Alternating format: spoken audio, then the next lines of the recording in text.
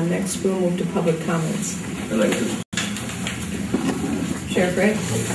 I want to talk today about due process of law and being unbiased, key parts in an investigation. It's a shame when a 5-member committee can break rules and guidelines that are already in place to assure the needed due process of law is followed and abided. Guidelines of the Sheriff's Office that demands a complainant to sign the complaint as true and correct with specific details as to what is believed to have been involved or violated. Signed as if found to be false, the complainant can be charged with a crime. In the case of the missing money in 2013, it was thoroughly investigated by 2 assistant agencies, a Brown County detective, a retired Marinette County detective. Polygraphs were given to the employees who voluntarily took the test and passed, and now have signed waivers to allow it to be known that they did so. In open session of 5/5/14, it was talked about by members of the committee as to the polygraphs being given. Chairman Gene Hoppy brings up the polygraph testing and also makes a comment about people going out of the jail with pockets full of money. Administrative member Nofke, after Corporation Counsel Cordes comes into the room and gives advice on what can and cannot be talked about, admits they may have just said it while on camera. A tape of the meeting was edited to delete about 1 minute 3 seconds. This is called closing the barn door after the horse ran out. Now, these are elected county officials who answer to the owners of the county. If it had been one of my employees caught editing a public record, I can assure you there would have been disciplinary action taken and future employment very doubtful. The cost to cover the test was over $1,000 to administer, and the public safety at the time questioned spending that amount of money to try and get back $1,000. Now the admin committee is again spending taxpayers' money to go over this, when it appears this investigation was not approved by the county board for funding. The committee, in essence, is telling the public not only do they not trust their own sheriff and employees, but also a Brown County detective and former Marinette County detective. Veteran detectives of both agencies trained in criminal investigation.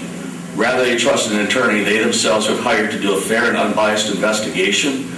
One should also wonder why an attorney has also been given the okay to do the investigation into the jail as for missing money, and the missing money only in the jail, back way on May 19th, 2014 in an admin meeting.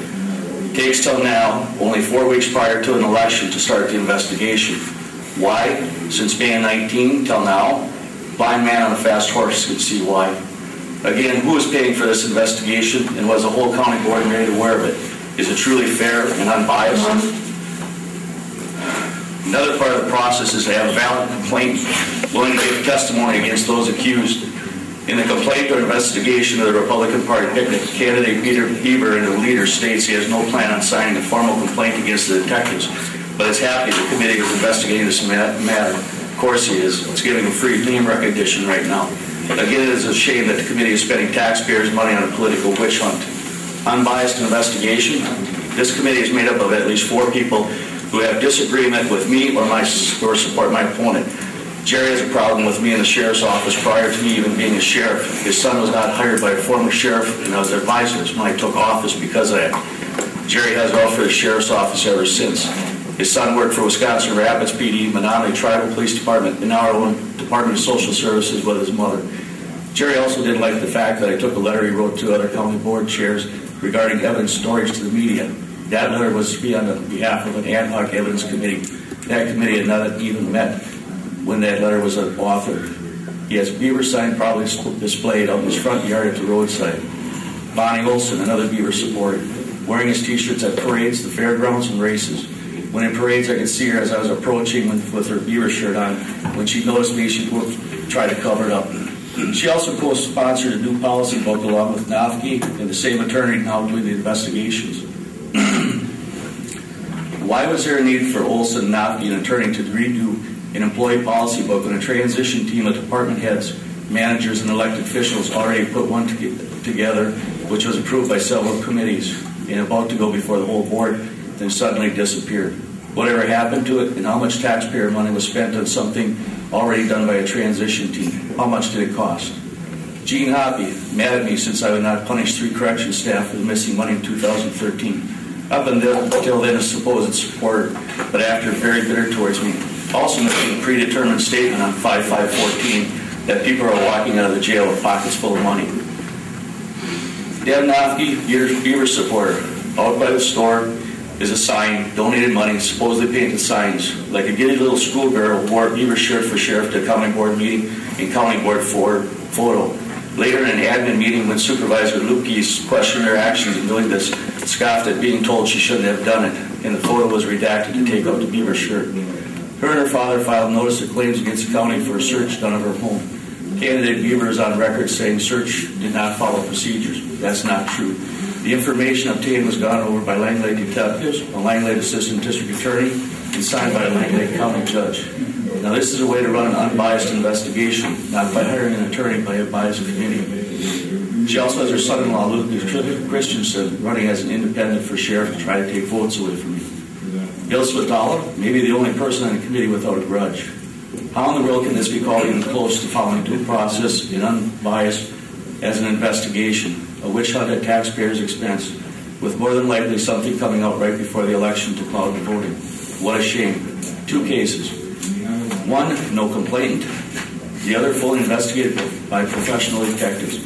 This is an investigation engineered by at least 4 people on this committee, whereas as biased against me or my office as can be. If they truly had something that was misconduct, myself and my staff would be talking to the State Department criminal investigation rather than a hand-picked attorney hired by this committee. I want to make my distaste known for someone not being in law enforcement having access to law enforcement emails and files.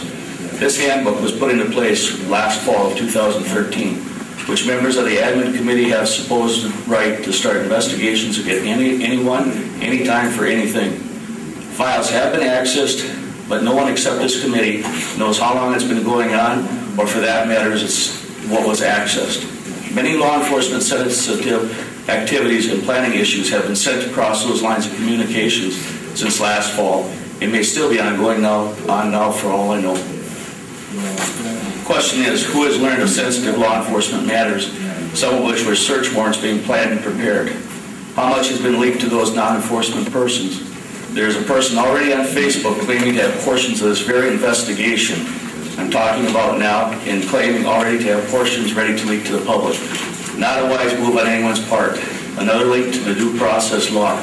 You never give out information on ongoing investigation. Unbiased? No. A witch hunt to discredit my office, my reputation, and my staff. A shame and bad politics, to say the least. Again, at taxpayers' expense. Now I'm hearing from people who have read the articles in the Leader, mostly after the second article in which the county board chair tried to explain what the investigation is ongoing. People say to me, it looks like the county board mafia is out to get you and your staff, and they just put a hit out for you. Again, not only a slap in the face to 2 agencies that assisted in the missing money investigation, but also a waste of taxpayers' money to just get revenge on another candidate into office. We are to believe a committee that we know has altered at least one public record on a file. How many other things have been altered to cover themselves from wrongdoing? We have a county board chairman sending out letters to other chairmen requesting information, claiming to have been authorized by a committee that had never met prior. We have a redacted public record done by a committee to cover up what they should not have been talking about in a predetermined statement. We have missing employee policy handbook put together by department heads and managers that is missing. Money used at taxpayers' expense to redo something that was already done. We have people being interrogated for 3.5 to 4 hours for investigations either already done or shouldn't even be doing. At what expense to the taxpayers? We have non-law enforcement attorney going through files of the sheriff's office, many of which are sensitive in nature, and no one except this committee knows what's being looked at. We have a public safety chairman stating he believes this admin committee has too much power now, and the investigation being done was like being hit in the back of the head with a 2x4 when he found out it was being done. What else is going on behind the scenes with this admin committee, and are we to trust them? When I have my staff being interrogated by a private attorney for up to 4 hours in length, I'm not an attorney, but I do believe this falls into hostile work conditions. Winston Churchill once said, "You have enemies? Good. That means you stood up for something in your life." Another British legislator also stated, "Evil abounds due to good men doing nothing." Well, I'm here to tell you there's men and women out there that are tired of doing nothing. Thank you.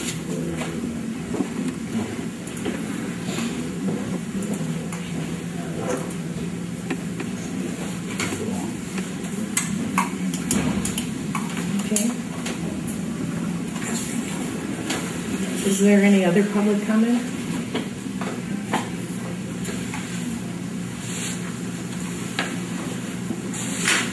Then we will move on to the recruitment process. Okay.